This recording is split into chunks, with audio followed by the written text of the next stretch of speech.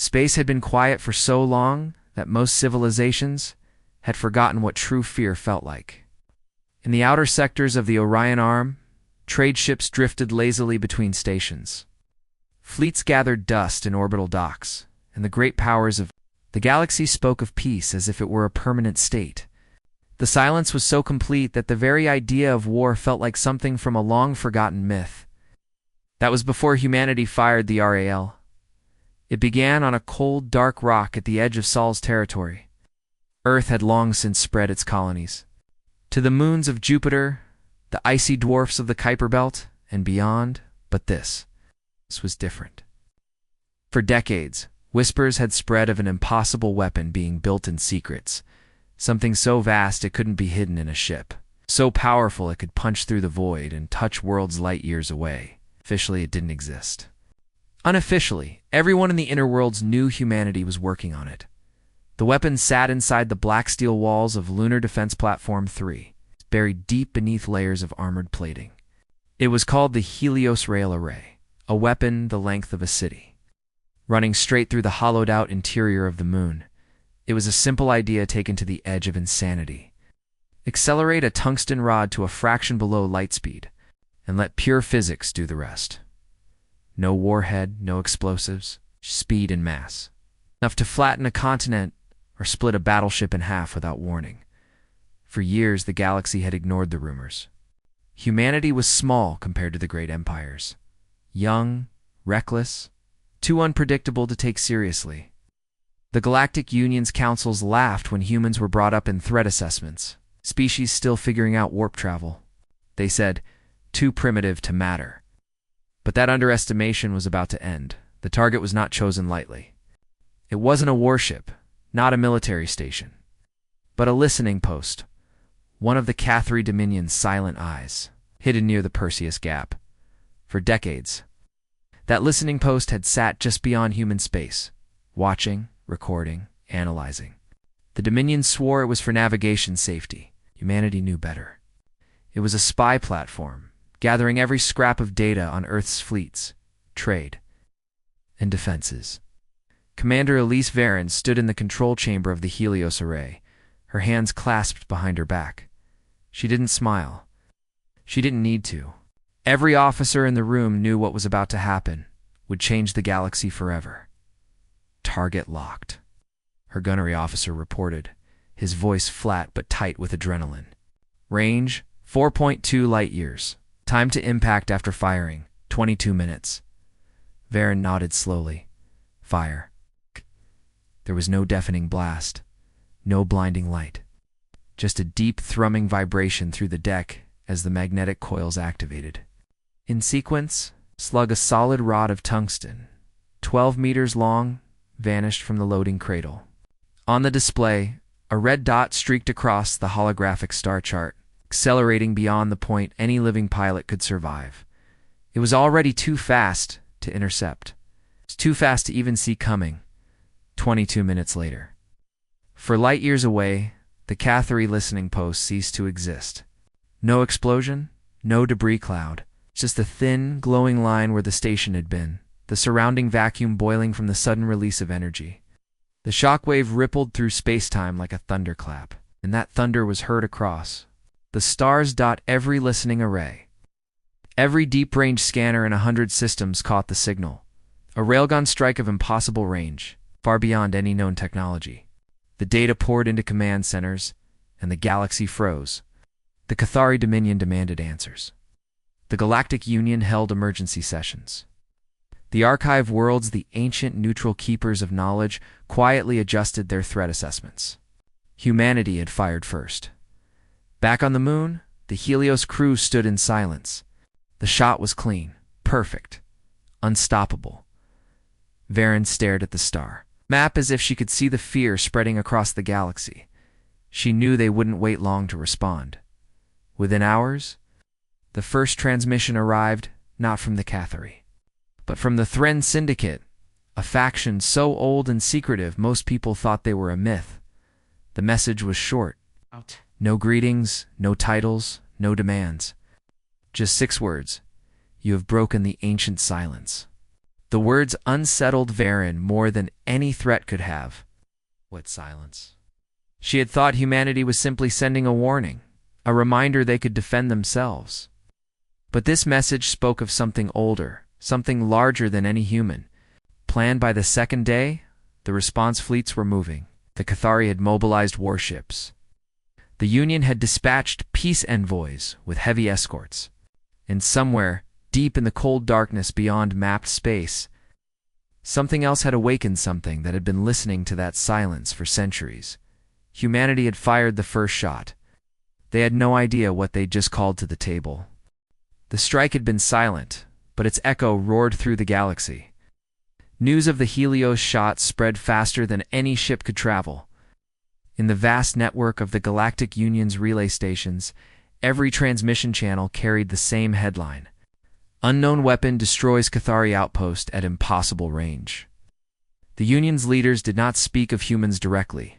Not yet. Officially, they said, the investigation was ongoing. But behind closed doors, every council member knew exactly which species had fired. The Cathari Dominion was furious. Their war fleets lit up the hyperlanes, silver-armored ships forming hunting packs across the border regions.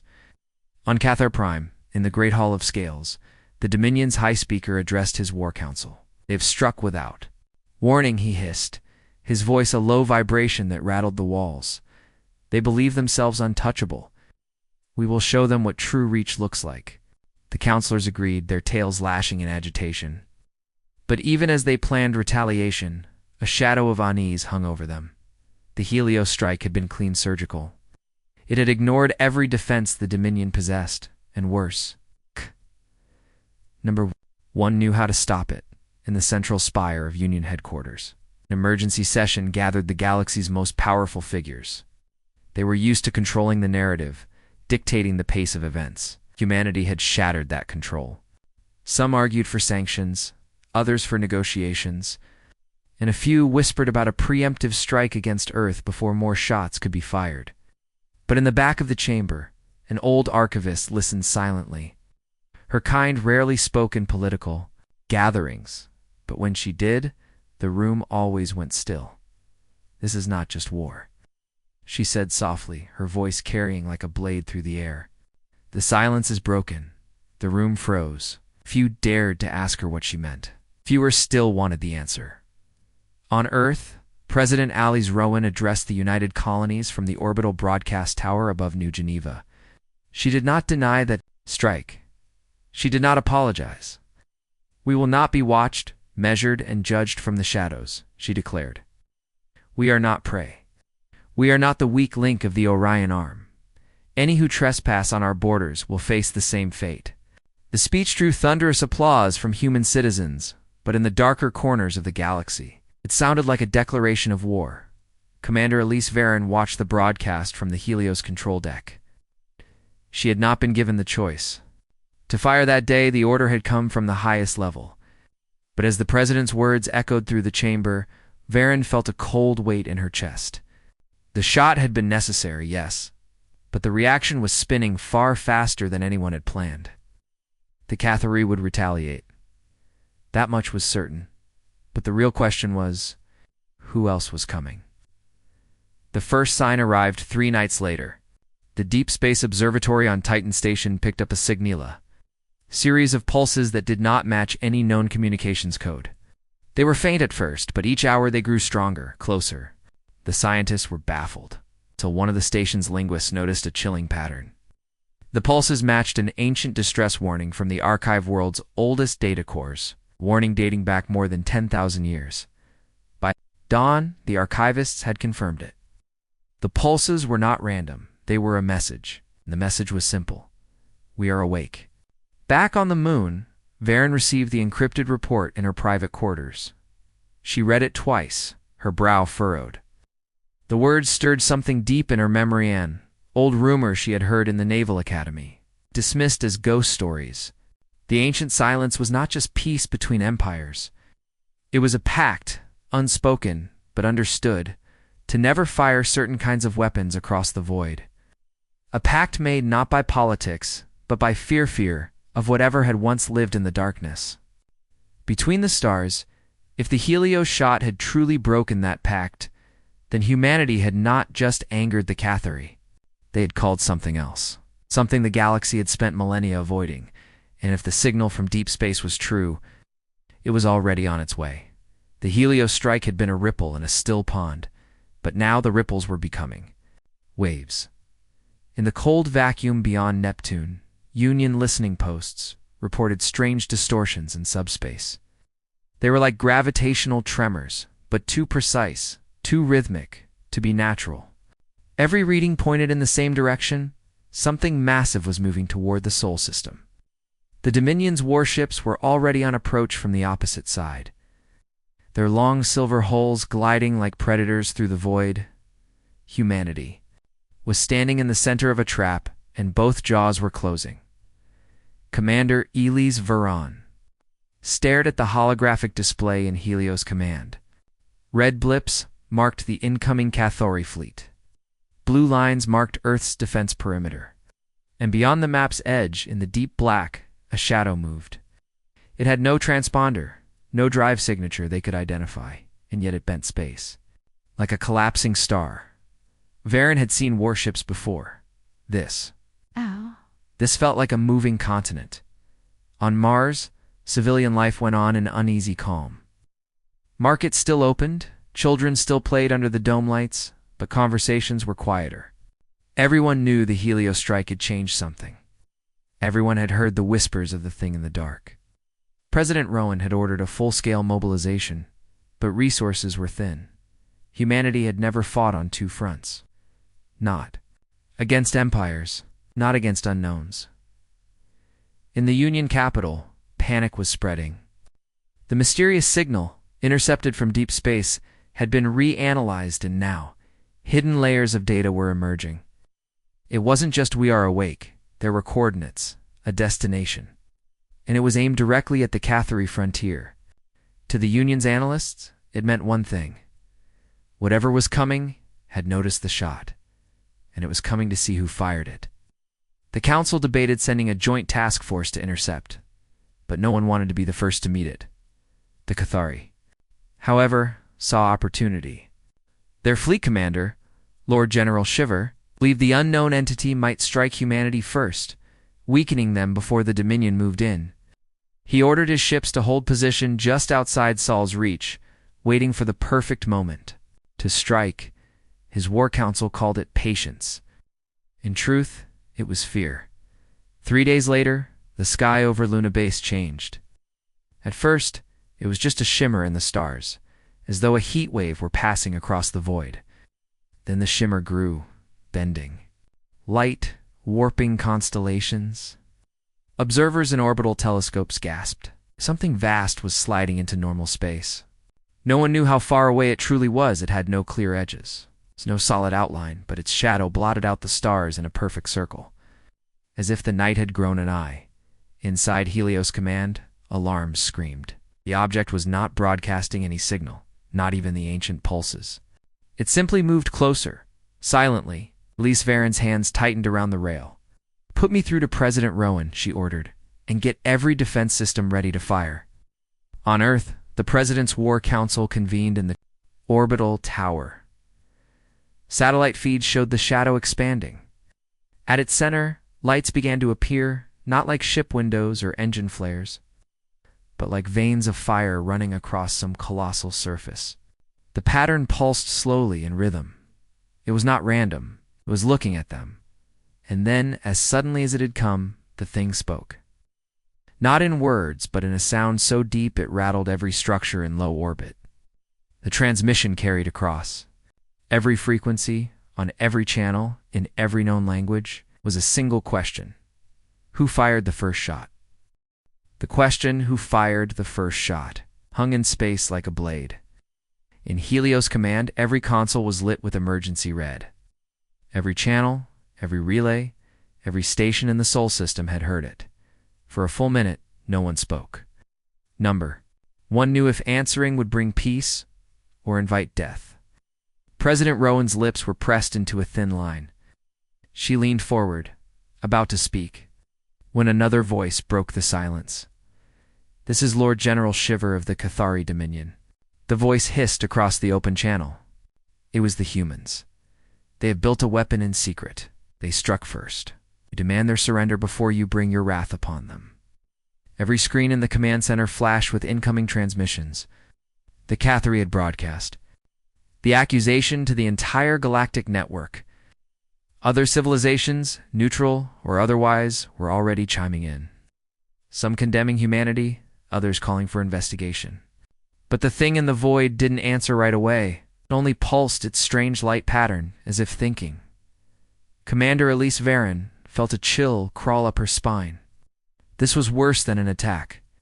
The Catharia had turned the unknown into a judge, and humanity was the accused. They've boxed us in, she muttered. If we admit it, we're prey. If we deny it, we're liars. President Rowan's jaw tightened. We say nothing until we know what it wants. But the galaxy wasn't waiting. Cathari fleets began moving into offensive positions, drifting just inside the range where Earth's early warning systems could see them. Union allies, afraid of provoking the shadow, were pulling their ships away from Sol. Humanity's borders were unraveling before a single shot had been fired. Then the shadow moved. Slowly, impossibly smoothly, it crossed the black between stars. Sensors screamed as its size readings fluctuated. At one moment, the thing was hundreds of kilometers wide. The next, thousands. It ignored the Cathari entirely. Its course was locked on Earth. On Mars, orbital defense stations tracked its approach. Captain Reza Imani, of the Vigilant Dawn, had the best view. He stood on the forward observation deck, staring at the wall of darkness that swallowed every star in its path. It's not a ship, he whispered. Something else. As if hearing him, the shadow shifted, and a new shape emerged within it, long metallic spines, glowing faintly at the tips, like the teeth of a trap. Without warning, the thing sent out a wave of energy. Every satellite and defense turret in its path went dark, one by one, like candles being blown out. The blackout spread toward Earth in a widening arc. President Rowan slammed her palm on the table. Fire Helios, now. On the far side of Mars, the Railgun's magnetic coils flared to life. Its projectile, 3 tons of dense tungsten, shot into the dark at a fraction of light speed. Every operator held their breath, watching the tracking data. The slug vanished into the shadow. No explosion, no sound, only silence. Then, a moment later, the shadow answered. Not with words, but with a beam of light so narrow and so bright it pierced Mars's thin atmosphere and burned a hole clean through an uninhabited sector. The message was clear. The galaxy had gone quiet after the first shot. Now, it would scream. The first warning came from Luna Base. Cathari fleet just breached the Neptune perimeter, multiple destroyers inbound. We're reading. 50 signatures. No 70. They're not holding back. In Helios command, the news hit like a physical blow. The Cathari weren't waiting for diplomacy. They were using the shadow as a distraction. And now they were coming for Earth before anyone could stop them. Commander Varen's voice was sharp. They'll hit Mars first, then move on to the orbital defenses. If they take those out, Earth is naked. President Rowan didn't hesitate. All ships to intercept. Hold them at Mars. Nothing gets through. But there was a second warning. This one came from the outer belt, the shadow, splitting. On the holodisplay, the dark mass that had swallowed the stars was changing. Pieces of its smaller fragments, each the size of a battleship, were breaking away. They moved with unnatural speed, cutting straight toward the human defense grid. Every fragment carried those same metallic spines, the tips glowing like predators' eyes in the deep. Captain Reza Imani, still aboard the Vigilant Dawn, realized too late that he was in their path. They're not just ships, they're hunters. He turned to his gunnery officer. Fire everything we've got. Rail slugs and plasma fire streaked through the black. Some shots hit, but the fragments didn't burn, didn't shatter. Instead, the glow at their tips brightened, and one by one, human ships went dark. Not destroyed, just dead in space, powerless. Across the system, chaos erupted. Mars defense turrets screamed warnings. Civilian ships panicked and scattered. On Jupiter Station, evacuation orders blared over loudspeakers. Then came the sound. Not in space, but in every every speaker, every device. A low, thrumming tone, rising slowly, vibrating deep in the chest. Engineers swore it wasn't coming from any known frequency. No one could shut it off. People described it as a voice they couldn't understand, yet felt in their bones. And as the tone built, the shadow's fragments moved faster. The vigilant Dawn tried to retreat toward Mars's defense grid, but one fragment closed the gap in seconds. Reza watched helplessly as the black shape blotted out the sun. The glowing spines flared, then the ship's power died. The last thing he saw before the lights went out was the fragment passing over them, slow and deliberate, like it was marking its prey in Helios' command. Varen turned to Rowan. "We're fighting two wars, and we can't win both." Rowan's answer was cold steel. "Then we choose the one that keeps us alive long enough to deal with the other." Outside, the railgun Helios fired again, lighting the dark. But the sky over Mars already looked like it was on fire, explosions from Cathari ships and human interceptors, mixing with the silent advance of the Shadow's hunters. The war had started, and Earth was still the prize. The Cathari fleet was tearing Mars apart. Shadow's hunters were slicing through the defense grid. Earth's railgun fired again and again. Each shot powerful enough to split a moon, but there were too many enemies in too little time. Inside, Helios' command, alarms blared, come screamed, and tactical maps burned red. President Rowan stood over the console like a statue, eyes fixed on the chaos. Commander Varen's voice was low, almost drowned by the noise. "If they break Mars, the next shot will be Earth. We're outnumbered, outgunned, and out of time." Rowan's answer was quiet, but sharp. "Then we change the rules." Deep beneath the surface of the moon, there was a chamber most of the fleet didn't know existed. It held the Arclight Protocol, a weapon never tested, never used, because it wasn't meant to kill. It was meant to tear open the void. The engineers hesitated. "If we fire it at full output, it won't just hit them. It'll hit everything." Rowan didn't blink. "Do it." On the deck of the Vigilant Dawn, Captain Reza heard the order come through and felt his stomach twist. Ow. The Arclight wasn't a weapon in the usual sense. It was a magnetic shockwave powerful enough to destabilize the space between stars. No shields could block it. No armor could stop it. And no one knew what it would do to living beings. The countdown began. 30 seconds in orbit over Mars.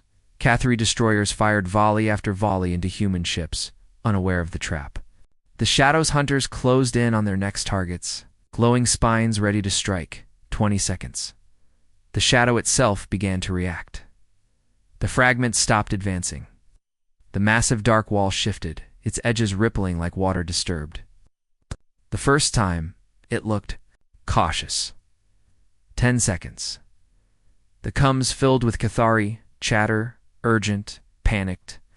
Their sensors had detected the Arclight's charge, and they didn't understand it. Some ships broke formation and pulled away. Others pushed forward, desperate. To finish the fight before the humans could fire? 5 seconds. The Vigilant Dawn turned to face the oncoming hunter. Captain Reza gritted his teeth. "If we're going to do this, let's make sure they remember who pulled the trigger." 1. The Arclight fired. It was not light. It was not sound. It was a pulsing, impossible ripple that raced through the solar system faster than thought. Every Cathari ship froze in space. Every shadow fragment went still, their glowing spines flickering like dying embers. Even the great dark wall shuddered, its form breaking apart into thousands of drifting shards. For a few seconds, the galaxy was silent, and then chaos erupted. The Cathari fleet turned its guns not on the humans but on the Shadow's fragments. Whatever the Arclight had done, it had made the hunters vulnerable, and the Cathari were taking advantage. Rowan didn't waste the moment. All human ships target anything not human and fire at will? The solar system became a storm of light and metal. Human railguns, Cathari plasma, and the dying screams of the Shadow's ships lit up the void. The battle lasted only minutes. But when it ended, the shadow was gone. The Cathari were in retreat. The Earth was still alive. In Helios' command, no one spoke for a long time. Then Varen turned to Rohan. You know, this isn't over. They'll come back, both of them. Oh, Rohan. Nodded slowly. Let them. We've just told the galaxy what happens when you knock on Earth's door.